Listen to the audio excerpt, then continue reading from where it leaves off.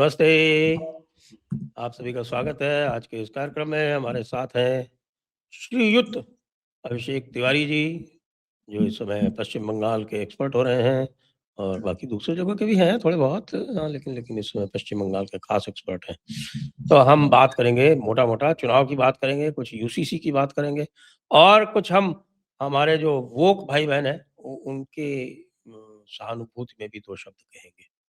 क्योंकि उनका मामला भी बिगाड़ दिया गया है इस फासिस्ट गवर्नमेंट द्वारा। तो अभिषेक जी, ममता जी तो बहुत परेशान हैं। उन्होंने सुनते हैं 20 पदों से रिज़ाइन कर दिया। सीएम को छोड़ के बाकी सारे पदों से रिज़ाइन कर दिया उन्होंने। बहुत से पद थे उनके पास, अध्यक्ष के कुछ सोसाइटी-वोसाइटी ये सब था, वो सबसे उन्होंने रिज़ाइन कर दिया। उर्दू अकेडमी की भी हाँ, अध्यक्ष थीं वो, स्टेट लैंड यूज़ बोर्ड की थीं, state board for wild life की अध्यक्ष थीं। स्टेट हेल्थ मिशन की थी। ऐसी कुल 20 पद उनके थे सीएम के अलावा, उनसे सबसे उन्होंने रिज़ाइन कर दिया आज। नहीं ठीक है, ये अच्छी बात है कि उन्होंने रिज़ाइन कर दिया और क्योंकि 4 तारीख के बाद जो रिज़ल्ट आएगा, जो स्थितियाँ बन रही है, वैसे भी रिज़ाइन करना पड़ेगा, तो सीएम पोस्ट भी अंतिम ही मुझे लग रहा है। अभी मैं आपके कहने पे जो चीज़ें चेक हुई थी, तो मैं अपना साउथ का रिज़ल्ट चेक कर रहा था। बीजेपी को मात्र 30% वोट मिले थे और 53% वोट तृणमूल कांग्रेस को मिले थे। कहाँ? 23%, हाँ, 23% का गैप। और मैं देख रहा था कि वोट कितना कटा है सर, ये भी तो कमाल जानना चाहिए हमें। भवानीपुर की बात कर रहे हो क्या आप? नहीं, नहीं, हावड़ा साउथ। हावड़ा साउथ से मैडम थोड़ी लड़ी थी। वहां से नंदिता चौधरी जीती थी हावड़ा साउथ से। हुँ। तो वहां वोट कटा है 29%। मतलब 30% से 23% से जीती थी, 29% वोट कट गया। तो कोई नए ये जो कोई नए तरह का वोट कटवा आ गया है क्या नहीं, वोट जीवन कटवा में? नए तरह का नहीं है, वोट कटवा तो वही है। लेकिन जो बंगाल का ये चलन था, और ये चलन सर एक्चुअली हम सब जानते हैं टीएमसी ने शुरू नहीं किया है, ये वो चलन तो शुरू लेफ्ट के समय ही हो गया था। अब देखिए 2006 वाले चुनाव में टीएमसी 30 सीट पर थी, ओनली हुँ। 30 सीट्स, और जब टर्न अराउंड हुआ तो 180 सीट पर गई। अच्छा, 2006 तक, जो 2011 का इलेक्शन था, एक बात ध्यान देने वाली है सर, उस वक्त तक मुसलमानों का झुकाव टीएमसी की तरफ नहीं था, क्योंकि वो बीजेपी की सेमी अलायंस टाइप की पार्टनर मानी जाती थी, क्योंकि बीजेपी के साथ अटल बिहारी वाजपेयी के साथ अलायंस में वो रह चुकी थी। तो नेचुरली लेफ्ट का जो वोटर था, वो पूरी तरह से मुसलमानों का ये डोमिनेंस था। अब कुछ लोग ये कह सकते हैं कि 2011 और 2026 में बहुत ज्यादा मुसलमानों का नंबर वोटिंग का चेंज हो गया, तो मैं मानता हूं बहुत ज्यादा तो नहीं हुआ होगा। ये ओवर एस्टिमेट खुद को कराते हैं। मैं पहले ही कहता हूं कि भले नगमा बेंगलोर में रहे, लेकिन नगमा का वोट सलमा जो है वो बुरके में डाल आती है, और ये डिफिकल्ट होने वाला है इस बार। तो अगर ये सिचुएशन है और ऐसे प्रॉपर ढंग से एसआईआर हो गया, तब तो मुश्किल होगा, क्योंकि ये सब तो स्ट्रॉन्गेस्ट जोन है तृणमूल कांग्रेस के। अगर यहां फाइट जैसी सिचुएशन बन जाएगी, तो हम उन जगहों का सोचे, स्पेशली वो 57 सीट्स जिनमें बीजेपी और टीएमसी के बीच हार जीत का मार्जिन लेस देन 15,000 वोट्स रहे। अब अगर ऐसा नंबर हो जाएगा तो मुश्किल हो सकता है सर। अच्छा, एक पॉइंट और है। कल 2 दिन पहले फिर सुप्रीम कोर्ट ने ममता बनर्जी जी को लताड़ते हुए कहा कि ये जो आप लेके गई थी ईडी से मुख्यमंत्री बनकर, ये ठीक बात नहीं है, ये आप ऐसे ऐसे फाइल नहीं उड़ा सकते। प्रोसीजर होता है, आप लोग को मिलके कुछ करना पड़ेगा, नहीं तो अगर आप ऐसे करके जाएंगी तब तो ठीक बात नहीं, तब तो हमें ही कुछ देखना पड़ेगा। एक तो जब से सीजीआई सूर्यकांत साहब आए हैं, एकदम सिलेबस के बाहर, सेटर ग्रुप के वकीलों का कुछ चल ही नहीं रहा है। बंगाल को बचाने के लिए ममता बनर्जी ने सारा साम दाम दंड भेद लगा लिया, सारे सेटर वकील खड़े हो गए, कल्याण बनर्जी को तो लिटरली डांट दिया है सीजीआई ने। तो ये तो स्थिति बन रही है। वो गए हुए थे फिर से कल्याण बनर्जी की, देखिए ये जो SIR का पार्ट 2 का हो रहा है, इसमें घपलाबाजी हो रहा है। उड़ती उड़ती खबर है, श्योर नहीं हूं कि अभी जो 27 लाख का इन्होंने दिया है उसमें से 29 हाँ 29 जो दिया है उसमें से संभवतः सर 12 लाख माइनस हुए। लेकिन अभी चूंकि वो पूरा डिटेल नहीं है तो हमारे पास है नहीं, ऐसी खबर उड़ रही है। मेरे पास भी उसका एकदम जिसको कह सकते हैं पहले ही मैं दर्शकों को बता दूं पक्का सोर्स नहीं है, किंतु मैं 12 ना मान करके मैं कह रहा हूं 5-6 ही हो जाए। बिहार की पॉपुलेशन थी सर, वोटिंग पॉपुलेशन 7,80,00,000।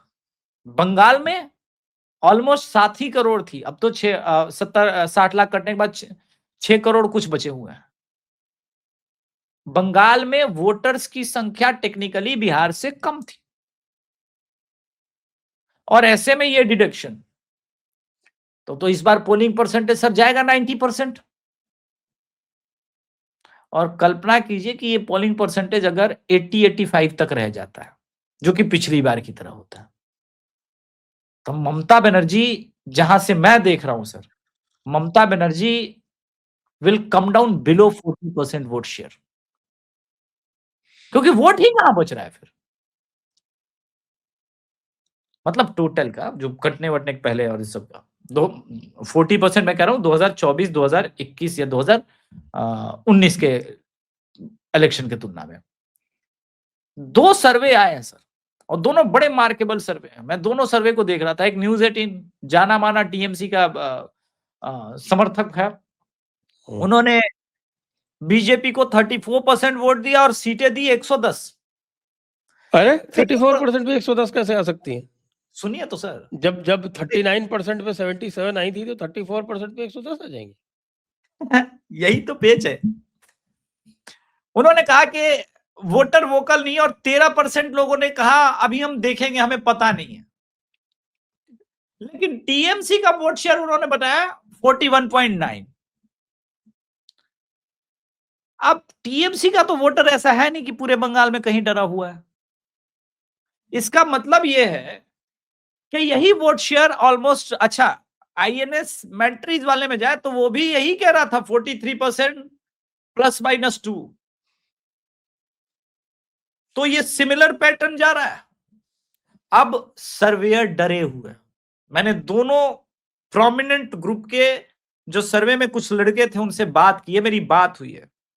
कह रहे हैं बंगाल के संदर्भ में आप याद कीजिए पिछले लोकसभा में सारे सर्वे एजेंसियों ने भाजपा को 30 सीट दी, आई 10, 11, 12। पिछली बार, उसके पिछली बार भी बहुत बढ़िया चल रहा था, कम आई। तो सर्वे करने वाले लोग डरे हुए हैं। डर का अपना कारण है, पता नहीं भाजपा अपने वोटर्स को पोलिंग बूथ पर पहुंचा पाएगी या नहीं पहुंचा पाएगी, तो सेफ खेलने के लिए अभी कर रहे हैं।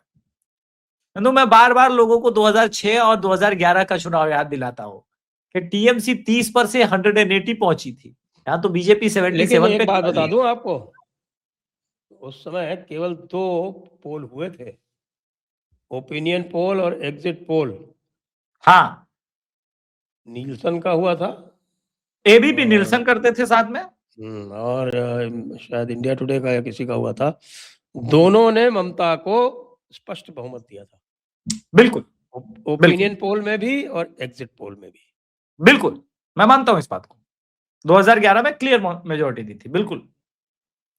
उसका कारण था सर, नंदीग्राम और सिंगूर जब हुआ था तो 2011 में, मेरे तो बंगाल के बहुत मित्र हैं, कॉलेज टाइम में भी रहे हैं, तो एक ऐसा जबरदस्त शोर था कि नहीं चलो पलटाई, और चलो पलटाई मतलब पलटा ही दिया। शुवेंदु अधिकारी के नेतृत्व में बीजेपी ने 2021 और 2025 आते आते 26 आते आते एक चीज बदल दी, हैंडलिंग। शुभेंदु अधिकारी को ये पता है कि टीएमसी लोगों को वैसे ही हैंडल करना पड़ेगा जैसे लेफ्ट को किया था, क्योंकि आज लेफ्ट ही टीएमसी है। और इसलिए आप सुनाई पड़ रहा होगा कि इन दिनों स्ट्रीट फाइट में दोनों तरफ के लोग घायल, बीजेपी का भी वोटर डर नहीं रहा है दोनों तरफ से। अब वो बंगाल के इलेक्शन का चरित्र है, लेकिन हिंसा जो जहां स्ट्रांग है वहां दोनों तरफ शुरू हो गई है। इसका मतलब यह है कि बीजेपी के वोटर के अंदर भी एक कॉन्फिडेंस है, आ रहा है धीरे धीरे, कि ये लास्ट चांस है, इस बार अटेम्प्ट कर लेते हैं। सारा मेरा और आपका कंक्लूजन इसी बात पर निर्भर करता है कि क्या भाजपा, स्पेशली ये जिम्मेदारी नरेंद्र मोदी जी पर अधिक है कि ये जो पूरा चुनाव उन्होंने एक काम किया है, डिसेंट्रलाइज किया है, सुनील बंसल जी और इन लोगों के नेतृत्व में, बोला नहीं इस बार चुनाव सेंटर पे नहीं लड़ेंगे, असेंबली इलेक्शन है, लोकल मुद्दों पे लड़ेंगे, टीएमसी को घेरेंगे। शुभेंदु अधिकारी दादा, आपके लिए रहा ये टास्क, आप पूरे कोलकाता हावड़ा रीजन में ममता बनर्जी को घेरो, और ममता बनर्जी को घेरो कई चरण में, जहां पे उनका स्ट्रॉन्ग कैंडिडेट है उसके आगे आप स्वयं देखो। तो एक तो स्वयं वो भवानीपुर चले गए, ये प्रवेश वर्मा वाला स्टाइल चल रहा है, केजरीवाल ने भी शीला दीक्षित के अगेंस्ट कि एकदम सीएम के साथ हेड ऑन करो, तो सीएम का फोकस जो है वहां शिफ्ट हो जाता है। और वो खास तौर परंपरा से तब वो जो पिछली बार हारी हुई है। यस, ये बहुत साइकोलॉजिकल बड़ा एक खेल हो जाएगा, और खास करके तब जब पिछली बार हारी है और इस बार भवानीपुर से 60,000 के ऊपर का वोट कट चुका है। दोनों केस है सर, दोनों ही विपरीत चीजें जा रही है टीएमसी और ममता के अगेंस्ट में। यानी ममता बनर्जी ये माहिर है, वो भी अटैक वैसे ही करती है अप्रत्याशित ढंग से, लेकिन इस बार सारी चीजें एकदम प्रेडिक्टेबल लाइन पर जा रही है, और चुनाव आयोग मानने को तैयार नहीं है। चुनाव आयोग रोज एक नया बम गिराता है। अभी आज हम लोग अभी ऑफ कैमरा डिस्कस कर रहे थे, वो एक नया बम गिराया है। तो क्या कड़ी निंदा मैं कर रहा हूं। चुनाव आयोग ने जो अभी भवानीपुर के बहुत सारे लोगों को उठा के बाहर भेज दिया वहां से, सारे पुराने खाली इलेक्शन। भवानीपुर के नहीं, बहुत सारे को भेजा है। हाँ, बोला चलिए जाइए। तो टीएमसी का पहली बार जो ये क्लब और सेटर ग्रुप है वो समझ में नहीं आ रहा है, क्या सेटिंग कराएं तो कैसे कराएं। अब जैसे देखिए सर, एक वीडियो तैर रहा है जिसमें बात हो रही थी कि ईवीएम में इत्र लगा हुआ था बीजेपी वाले बटन पे। अब वो सेटिंग अंदर तक हो पाएगी तब तो, इस बार तो फुल कंट्रोल दे वो दिया, तो बोला पुलिस का। आपको बताया है ना कि भाई पुलिस जो है वो नहीं करेगी। 3 काम विशेष तौर से सीएपीएफ को दिए गए हैं, और 3 हाँ, काम ये है कि नंबर 1, कोई भी जो कैमरा है वो ऑफ नहीं होना चाहिए, एक बात। दूसरी बात कि किसी भी बटन पे टेप नहीं लगना चाहिए, और तीसरा किसी भी बटन पे इत्र नहीं लगना चाहिए। ये तो सीएपीएफ को लोकल बूथ में उनको, और लोकल बूथ में उनको पूरी शक्तियाँ दे दी गई। पहले तो वो पूरी तरह से निर्भर होते थे जो भी आपकी जो लोकल पुलिस होती थी उसके ऊपर। तो इस बार लोकल इन्होंने पुलिस के ये तो सारे विशेष अधिकार कार्य छीन किया। लिए। और इसके अलावा एक 6 सूत्री कार्यक्रम भी उन्होंने चलाया है, जो मैं इसके ऊपर एक अलग से वीडियो कर चुका हूँ, पता नहीं आपने देखा या नहीं देखा। वो 6 सूत्री कार्यक्रम के ऊपर ही सारा चलेगा, और फ़ोकस ये है कि ज़रा-सी भी कोई गड़बड़ लगे तो रिपोल तुरंत ऑर्डर कीजिए। हमें कोई क्रेडिट नहीं चाहिए, हाँ, कि साहब हमने एक भी रिपोल नहीं कराया, हमें ऐसा कोई क्रेडिट नहीं चाहिए। और उसके लिए जो 6 सूत्री कार्यक्रम है, पहली बात, no violence. Number 2, no intimidation. Number 3, no inducement. 3 बात। फिर नो बूथ छापा, नो बूथ जैमिंग, और है नो सोर्स जैमिंग। ये सबसे इम्पोर्टेंट। सर, नो और हमने बूथ सारी छापा सुनी थी मेरे नजर में सबसे ज्यादा इंपॉर्टेंट है। हाँ? वही नहीं होगा, नो बूथ छापा ही नहीं होगा तो पूरा टीएमसी ऐसे ही बर्बाद हो जाएगा। नहीं, फिर सोर्स जैमिंग का कॉन्सेप्ट हाँ। आपको संभवतः ध्यान नहीं होगा, क्योंकि सोर्स जैमिंग जो है हमने भी नहीं पढ़ी अपने सिलेबस में। हमको जब भी ट्रेनिंग दी गई तो कभी सोर्स जैमिंग नहीं बताया गया। इस ना बार सोर्स जैमिंग और कहा गया कि सोर्स जैमिंग क्या है? सोर्स जैमिंग ये है कि यदि कोई वोटर अपने यहाँ से निकलने नहीं दिया जाता है या उसको वहीं पर रोक लिया जाता है, तो वो सोर्स जैमिंग।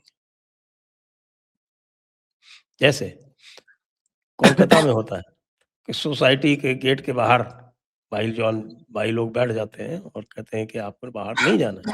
वो सोर्स जैमिंग है। नहीं, सिर्फ कोलकाता में नहीं हुआ था। नहीं, मैं एग्ज़ाम्पल बताया आपको, उसको हाँ। सोर्स जैमिंग है। तो ये सोर्स जैमिंग जो है ये पूरे पश्चिम बंगाल में होती है कि पहले से घर पे जाके बोल दिया जाता है कि आपको नहीं जाना है। तो वो source jamming is not to be allowed, और उस सोर्स जैमिंग को रोकने के लिए सीएपीएफ जो है वो अब पूरे गाँव में जो भी बूथ का जो क्षेत्राधिकार है, उसमें वो कार्रवाई कर सकती हुँ। तो अब सवाल यही है सर कि है। इस पूरे प्रोसेस को अगर हम देखें, तो मुझे नहीं लग रहा है, सबसे सबसे बड़ा प्रॉब्लम इनके साथ यही है इस समय, ठीक है? कि एक कंस्टिट्यूएंसी है मठिया ब्रिज, तो वहां मुस्लिम पॉपुलेशन सर कितना है? 69%। इस बार सर वोट जानते हैं वहां पे कितना कटा है? 32%। न्यू डेमोग्राफी, न्यू डेमोग्राफी बदल के अब क्या हो गया? 40-60। इसी मौके का तो इंतजार था। मैं सिर्फ एक उदाहरण इसीलिए दे रहा हूं कि इस बार चुनाव आयोग बहुत कॉन्शियस था कि इन लोगों ने कहां-कहां अचानक से 2003 से लेकर के 2026 आते-आते कहां अचानक से एकदम डेमोग्राफी एकदम रैपिडली इंक्रीज हो गई, जिसका कोई और छोर नहीं है। और कैसे हो सकता है? मैंने एक बात बताया था आपको कि एक खातून का जब डेटा रिवील किया रिपब्लिक भारत ने और चुनाव आयोग ने कि खातून ने 2 साल में 40 बच्चे पैदा कर दिए। कुदरत का निज़ाम बदल दिया। कमाल की बात थी कि खातून ने हिंदू मुस्लिम दोनों बच्चे पैदा किए। Perfect secularism. ये तो तो आदर्श जो है। ये आदर्श है। तो आदर्श है। आइकॉनिक केस है। रिपब्लिक बांग्ला ने इसको एक्सपोज किया था। अभी तक दोनों जो आप ध्यान दीजिएगा टीएमसी के फेवर में आए और आते हुए भी उन्होंने ये माना कि बीजेपी की सीटें बढ़ रही है। दोनों सर्वे करने वाले एबीपी आनंद बाजार पत्रिका सब जानते हैं। आप कहिए कि नहीं वो तो आईएनएस और मैट्रिक्स का है, लेकिन एबीपी एबीवीपी के लिए ही एबीपी के लिए ही करते हैं, आनंद बाजार पत्रिका के लिए ही करते हैं। और दूसरा न्यूज 18 वो तो चरणों में लौटा हुआ है पश्चिम बंगाल में। तो ये स्थिति, और फिर भी उनके भी सर्वे में मान रहे कि नहीं भाई 42% से ऊपर नहीं। और अगर 42% के आसपास ममता बनर्जी रुक रही हैं, मतलब आखिर वो 6%, 48 से 42%, वो 6% वोट कहीं तो जा रहा है। क्या वो लेफ्ट को जा सकता है? एक कांग्रेस ही पार्टी है जो 294 सीट पे लड़ रही है। बाकी कोई ऐसी पार्टी नहीं है जो 294 सीट पर लड़ रही है। कांग्रेस ने आईपीएफ से भी नहीं किया क्या इस बार गठबंधन? नहीं, एकदम खुला अकेले एकला चलो रे। अधीर रंजन चौधरी कह रहे हैं मैं भी चुनाव लड़ूंगा। कुछ मालदा की एक प्रोमिनेंट मुस्लिम लेडी फिगर है, अभी मुझे नाम याद नहीं आ रहा एग्जैक्टली, उन्होंने अभी कांग्रेस ज्वाइन किया है। वो मालदा में बहुत ज्यादा कांग्रेस को मतलब आगे बढ़ाने में कैपेबल है। इसमें मैं झूठ नहीं बोलूंगा, वो कैपेबल है। वो लेडी अपने बूते, उनका खुद का वजूद है। वो पुरानी फैमिली, वो गनी खान चौधरी वाली फैमिली है, वो तो इन्फ्लुएंशियल आज भी है। हाँ, तो उनको वापस लेके आए हैं। नहीं, बीच में मनमुटाव हो गया था इन लोगों का, अधीर रंजन चौधरी का, लेकिन चीजें सेट हो गई। तो अब अगर मालदा में ये भी अच्छा 24 और 25, आज है 25, आज शाम तक हो सकता है उसका रिपोर्ट आ जाए। इन्होंने कहा है ओवैसी साहब ने कि हम लोग 182 सीटें 182 सीट पर लड़ेंगे इसके साथ मिलके हुमायूं कबीर के साथ। अब जब क्या रिपोर्ट आई? असदुद्दीन ओवैसी असदुद्दीन ओवैसी ने ऑफिशियल बयान दिया तो फिर हम ऑफिशियल मान के चलेंगे ना इसको। नहीं, असदुद्दीन रिपोर्ट किस चीज की आनी है आज? कि वो कहां कैसे अपना शेयर करेंगे, सीट शेयरिंग करेंगे ओवैसी अच्छा। और हुमायूं कबीर। लेकिन ओवैसी के एंट्री के साथ हुमायूं कबीर का एक बड़ा प्रॉब्लम सॉल्व हो जाएगा, वो पैसे का प्रॉब्लम। ये ममता के लिए ज्यादा बड़ा थ्रेट होगा, कोई माने या ना माने। बिहार में भी लोग नहीं मान रहे थे, मैं बोल रहा था कि सीमांचल में है लोग जो कटिहार रीजन से ताल्लुक रखते हैं या जो झारखंड के बॉर्डर एरिया में रहते हैं, उनसे पूछिएगा कि वहां के मुसलमान ओवैसी के लिए क्या सोचते हैं। वो पहले भी बंगाल के लिए कहते थे कि एक बार ओवैसी को आने दो, ओवैसी को इधर से जिता के भेजेगा भेजेगा भेजेगा भेजेगा। ठीक है, जरूरी है। आप मैं मानता हूं डेमोक्रेसी में बैलेंस बना रहना चाहिए, भेजिए आप लोग जिता के, तो वो भी कम होगा। अब मुसलमानों का है 1% 2% भी कम हो, मगर हो तो, और ये नहीं मानूंगा कि कम नहीं होगा, क्योंकि सारा क्रोध 2021 में निकल गया मोदी के अगेंस्ट में। इस बार तो सुपर ओवर कॉन्फिडेंस में वो घूम रहे हैं, सुपर ओवर कॉन्फिडेंस। उनको पता है कि भाई 228 ना सही 180 तो टीएमसी आएगी ही, तो मेरे 20 सीट देने से कोई ज्यादा फर्क नहीं पड़ेगा। एकदम क्लियर है वो लोग इस बात को लेकर के। अब यही सारा पेच है इनके लिए। बीजेपी ने पूरे इलेक्शन में न तो ममता जी को टारगेट करना किया है, वो खाली टीएमसी को कर रहे हैं। वो याद दिलाने, देखो आरजी कर हुआ, लोग कह रहा है महिला महिला महिला, इतने महिला को टिकट देके भी कर क्या रहा है ये तो देखो, संदेश खाली हुआ। फिर बीजेपी की एक जो दूसरी मुसीबत आप मुझसे पूछे तो सर, वो मैच नहीं कर पा रही है टीएमसी के सोशल मीडिया जो कि आईपैक चला रहे हैं। 10,000 व्हाट्सएप ग्रुप बने हैं सर पश्चिम बंगाल में। एक उदाहरण देता हूं, एक व्हाट्सएप ग्रुप में मैसेज वायरल हुआ कि बीजेपी सरकार आएगी तो मछली बैन हो जाएगा बंगाल में। बीजेपी के नेता खुद मछली लेकर के नवरात्रि में घूम रहे हैं, और इधर नॉर्दर्न बेल्ट में उसको घुसाया जा रहा है। अरे बीजेपी तो है वो ऐसा हिंदू का दिखावा करता है। अरे मूर्खों, बंगाल नहीं रहे हो, कम से कम अगर बिहार के हो तो पूर्णिया कटिहार तो रहे हो, वहां के बंगालियों से मिलो, बंगाली हिंदू से। नवरात्रि में भी मछली पाठा प्रसाद में होता है हमारे यहाँ। जितने झाजी लोग हैं वो नवमी को कटता है तो प्रसाद वो बोला जाता है। गृह प्रवेश में मछली कंपलसरी होता है। गृह प्रवेश जब होगा तो पानी में रख के मछली भी जाते हैं, मछली को बड़ा शुभ मानते हैं वो लोग। ठीक है, वो कहते हैं कि ये मत्स्य अवतार है, इन्होंने ही तो सबसे पहले धरती बचाई थी। तो भारत बहुत डाइवर्स है ना, लोग समझते नहीं इस बात को। तो लेकिन इंपॉर्टेंट ये है कि बीजेपी के पास कोई काउंटर नहीं था सोशल मीडिया के अगेंस्ट में। सोशल मीडिया बीजेपी के लोकल लीडर्स को मछली लेके हाथ में जाना पड़ा और कहना पड़ा कि ये हाँ ठीक है। हालांकि उसका काउंटर ये हो गया कि चलो वो निकले तो पूरा मीडिया छा गया और उनका फेक न्यूज तुरंत काउंटर हो गया। लेकिन आज भी बंगाल में बीजेपी को सोशल मीडिया इन्फ्लुएंसर नहीं मिल रहे हैं, और आईपैक के पास भरे हुए सारे कांग्रेसी पेड इन्फ्लुएंसर्स इस वक्त टीएमसी के लिए काम कर रहे हैं, पूरे देश के। मैं कह रहा हूं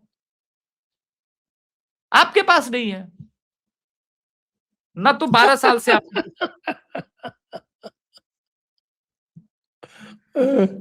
बड़ी विचित्र स्थिति है भाई। नहीं, वो तो आएगी ना। मैं उदाहरण देता हूं, बुरा लगेगा लोगों को, सुनिएगा सर।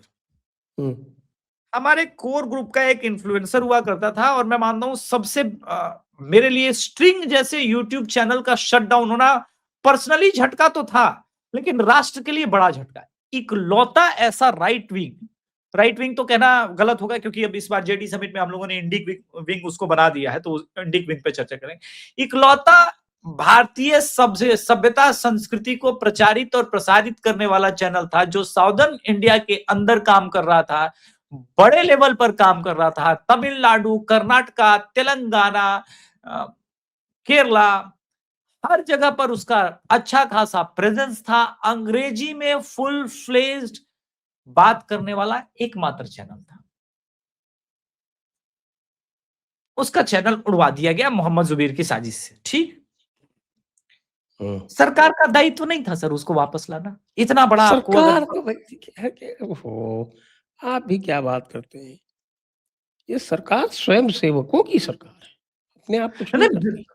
हाँ ठीक है स्वयं सेवकों की सरकार है, लेकिन स्वयं सेवक रहेगा मालिक तब ना, ये सोशल मीडिया का दौर है ना, वो रहना चाहिए ना। यही इनकी प्रॉब्लम है, कहां से मिलेगा? जो 2 4 5 थे जिनके पास इंटेलेक्ट था, जो बातें करते थे, किसी को आरजेडी वाला बना दिया, किसी को समाजवादी बना दिया, किसी को कांग्रेसी बना दिया, जबकि वो मूलतः आपके सबसे सच्चे समर्थक थे।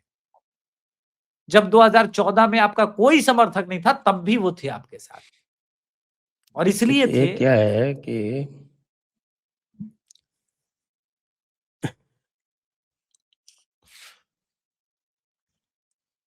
हमारे एक सज्जन थे, नाम आपको बाद में बता दूंगा।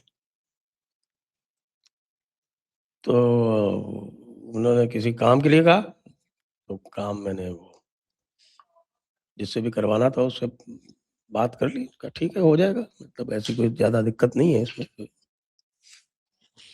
तो वो जो सज्जन थे जिन्होंने वो काम कहा था, मैंने कहा हाँ ठीक है, ये इज़ एग्रीड हो जाएगा।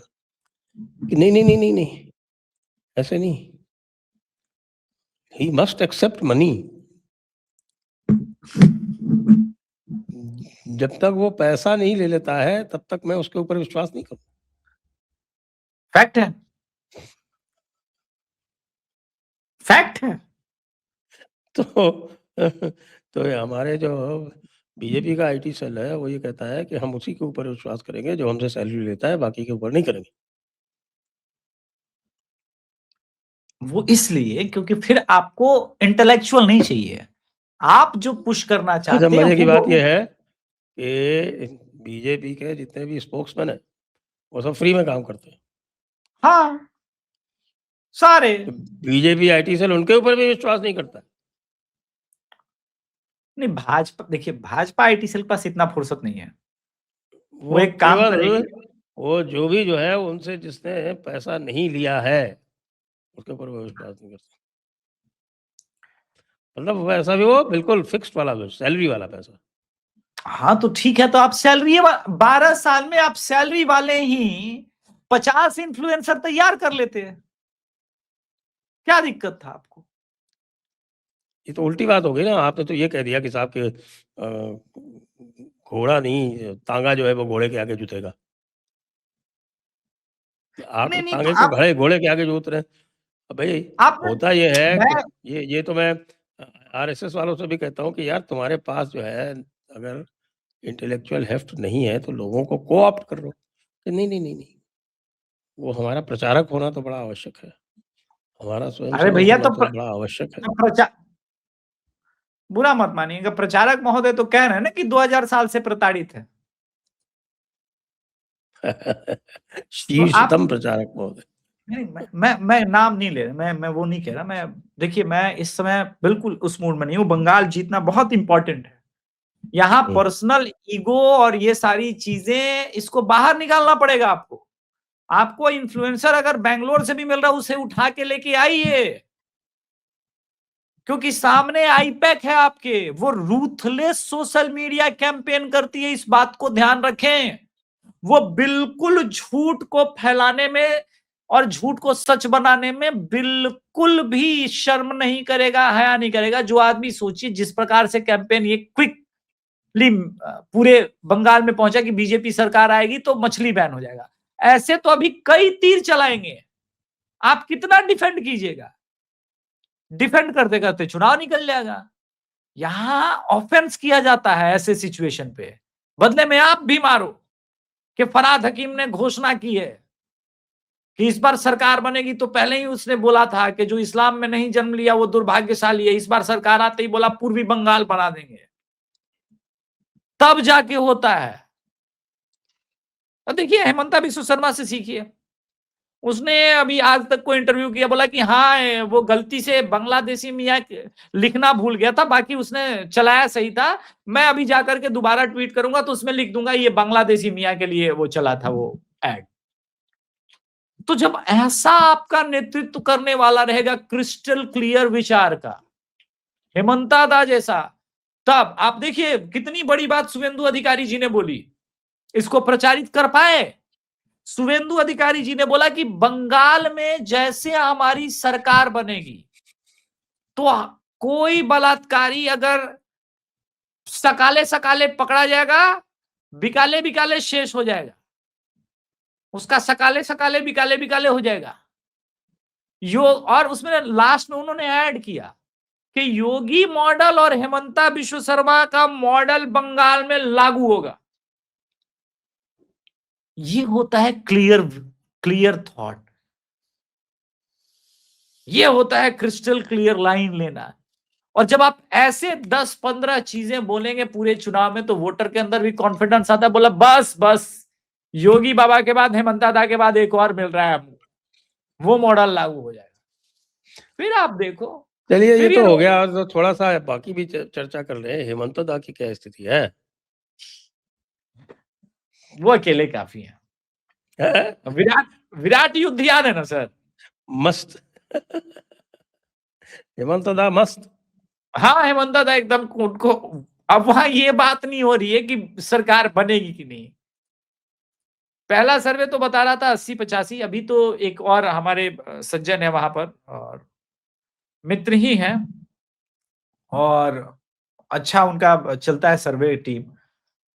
तो बात हो रही थी उनसे, तो उन्होंने कहा कि भाई अब तो वहां चर्चा हो रहा है कि 90 अबव जाएगा कि नहीं एनडीए। एकदम क्लियर, खुद पोलराइज कर लिया, बहुत अच्छा कर लिया गोगोई ने, खुद के जाल में फंस गया। जिधर भी जाते हैं हेमंत बिश्व शर्मा यही बोलते हैं कि इसकी पत्नी तो आईएसआई के वालों के साथ मिलती है, बस उतना काफी हो गया है कैंपेन में। और बांग्लादेशी मियाँ को कंटेन करना है, उनको बाहर निकालना है, डेमोग्राफी बदलनी है, ये पूरा मैसेज ग्राउंड तक जा चुका है।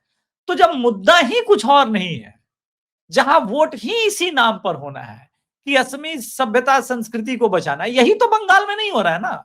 अगर इस मुद्दे पर बीजेपी आ जाए तब तो कहां टिकिएगा, तब तो मुश्किल हो जाएगा जीतना। तो हेमंत बिश्व शर्मा को टेंशन नहीं है। जो टेंशन है आपको बंगाल में, थोड़ा बहुत तमिलनाडु में भी है। तमिलनाडु में भी श्योर शॉट तो नहीं बोला जा सकती, आपको एज जरूर कुछ लोग दे रहे हैं, मैं भी देता हूं, लेकिन टीवी के जितना ऊपर जाएगा आप नीचे आएंगे और टीवी का जितना नीचे रहेगा उतना आप ऊपर रहेंगे। सब कुछ टीवी के ऊपर है। नहीं ये तो पता है कि तमिलनाडु और केरला, चलिए असम तो ऐसा है जहाँ की क्लियर पिक्चर है, इसीलिए शायद प्रियंका गांधी को वहाँ भेजा गया है कि भैया पिक्चर क्लियर है तो तुम भी जाके अपना हाथ ये साफ अच्छा करो। क्वेश्चन आपने पूछ लिया। प्रियंका जी को क्यों भेजा गया? बोला खत्म करो राजनीति।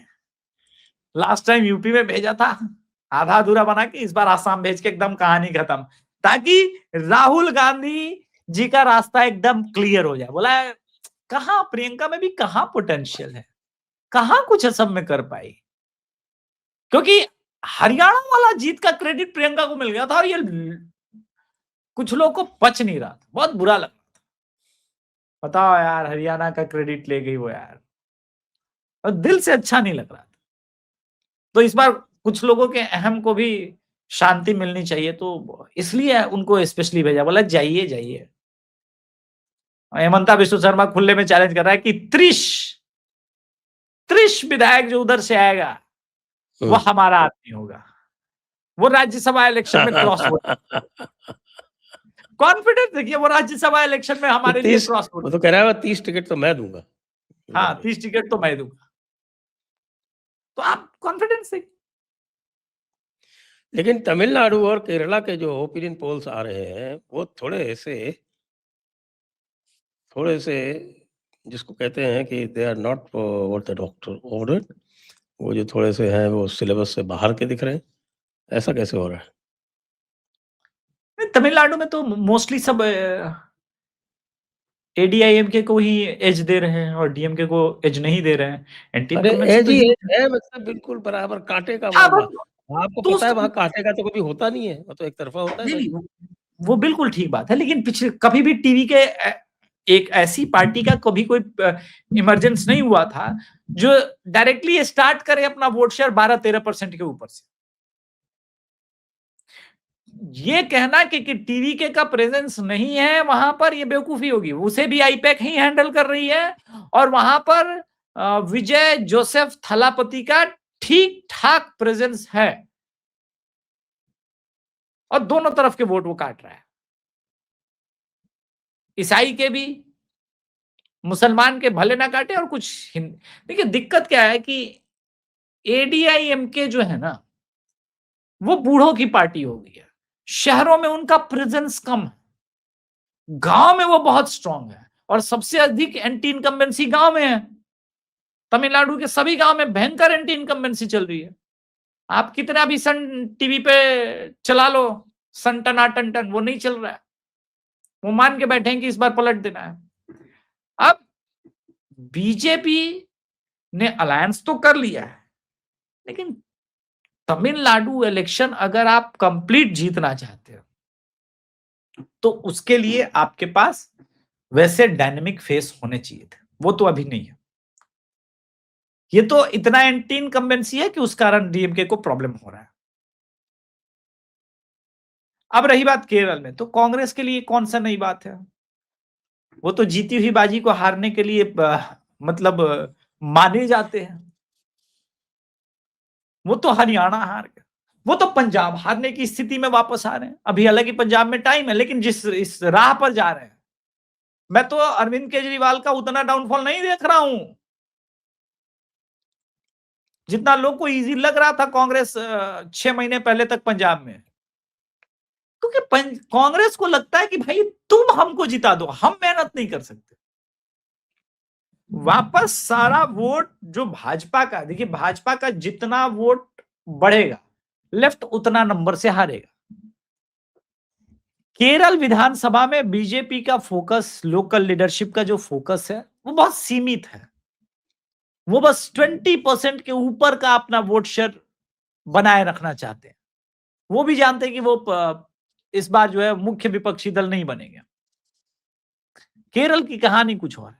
अच्छा, केरल में जैसे ही कांग्रेस को स्मेल हुआ कि वो जीत सकते हैं, एक साथ 5-6 तो मुख्यमंत्री के उम्मीदवार जग गए सर। जिस पार्टी में 5-6 मुख्यमंत्री के उम्मीदवार हों और सेंटर का कोई उसके ऊपर कंट्रोल ना हो, उस पार्टी का जीतना थोड़ा मुश्किल है। हरियाणा में 2 ही हुए थे सर, हरियाणा में 2 ही ग्रुप बना, कुमारी शैलजा और हुड्डा साहब का, और तो पूरा केरला गेम में भी ज्यादा थोड़ी है, 3 ही तो है। अरे सब 3 बहुत है ना। केरला केरला कितना बड़ा स्टेट है सर, 20 लोकसभा सीटें हैं, हरियाणा में 11 है, इतना ही अंतर है ना। 3 मुख्यमंत्री के दावेदार होना और अभी तक आपके पास कोई विजन नहीं, कोई क्लैरिफिकेशन नहीं है। और लेफ्ट, ये तो आप मानेंगे कि आज भी केरल में लेफ्ट जैसा कैडर तो कांग्रेस के पास नहीं है। कैडर वोट तो है ना लेफ्ट के पास, वो तो कहीं नहीं जा रहा है। उसमें से थोड़ा बहुत चेंज होता है तो सत्ता बदलती है। मुस्लिम और ईसाई इस बार लोग कह रहे थे कि कांग्रेस के साथ है, ऐसा नहीं है। ईसाई का एक धड़ा, तो सभी नहीं, एक धड़ा भाजपा की तरफ जा रहा है। मुसलमानों का ब्लॉक वोटिंग है, तो उससे आप चुनाव जीत जाइएगा। आपका खुद का भी तो नंबर 40% के ऊपर लेके जाना पड़ेगा। जो बंगाल में बीजेपी के लिए अप्लाई होता है वो रूल तो कांग्रेस के लिए भी अप्लाई होता है ना। कांग्रेस की मुसीबत ये है कि कांग्रेस सीखना नहीं चाहती, और कांग्रेस का भी वही प्रॉब्लम है, जो भी स्मार्ट दिखेगा राहुल गांधी से ज्यादा टैलेंटेड, भैया वो पार्टी में पहले साइडलाइन किया जाएगा।